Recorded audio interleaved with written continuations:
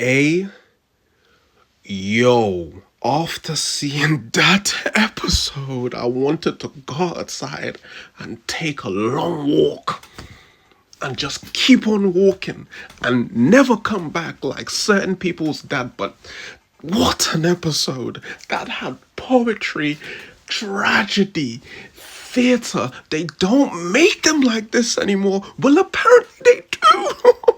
So much happened from the love triangle between Cyclops and Jean Grey and Madeline Pryor. Cyclops is telepathically cheating on his wife with her clone. Is that even cheating? Baby, I'm cheating on you with you. That's not cheating. And Jean was upset with Cyclops for telepathically cheating. Meanwhile, she's physically cheating. You see how women can kill? Even Wolverine had to say, hold on a second, this doesn't feel right.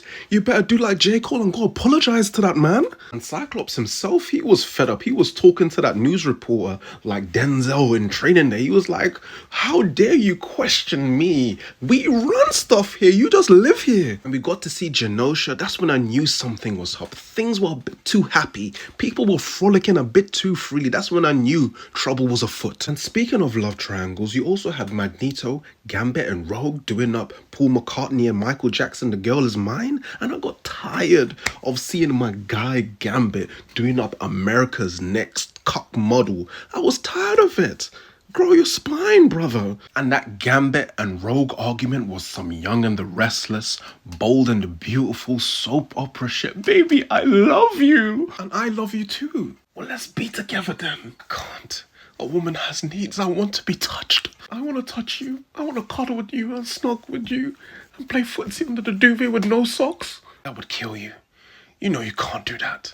But I have a man here that can. Baby, some things are deeper than skin. One thing I also loved is that throughout that entire scene, Gambit is just throwing cards into the fireplace. But the final card that he threw was the Queen of Hearts.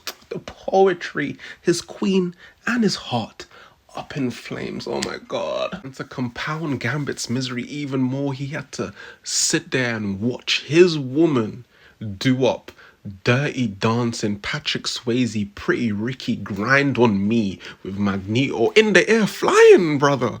America's cock model again. And before the mutant genocide began, you saw the Watcher up there amongst the fireworks. You begging him, brother, please intervene. You had Gambit finally shedding his America's Next Cock Model tag, becoming the MVP, cooking on that motorbike, murking a Sentinel Megazord on his ones on a motorbike. What? You had Magneto protecting the Morlocks, saying don't be afraid in German, whilst simultaneously fighting the PSD he was seeing from the Holocaust from his childhood. The close-ups between him and Rogue, no dialogue, but just in the eyes, you can see so much emotion conveyed, her being angry that he won't let her protect him. But then in his eyes, he's also saying to her, I'm sorry, I'm not strong enough to fight these Megazords, baby. I will see you in another life. And throughout this entire genocide, I was thinking, surely someone's gonna come save them. Maybe it's a dream, maybe it's a vision, maybe it's a hallucination, because there's no way all of this could have been happening. Then you have Cable coming back from the future, but he's too late. But in that very moment, he realizes that Jean is his mother, but also realizes that he has to leave his mother to die. The tragedy. And you have Gambit sacrificing himself, not only saving Rogue's life, but using his kinetic energy to save everyone. We get to that moment. Gambit dies. And this, what happens next, makes this 10 out of 10 for me. As soon as Rogue realizes that that is her true love, she loses him.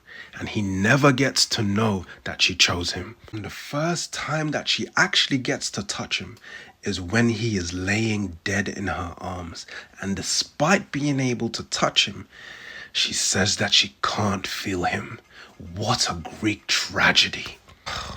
What an episode. And the writers are saying episode 5, that ain't nothing. Episode 8 to 10 is where we really start getting cooking. So what do they have in store for us? I don't know, but what a time to be alive.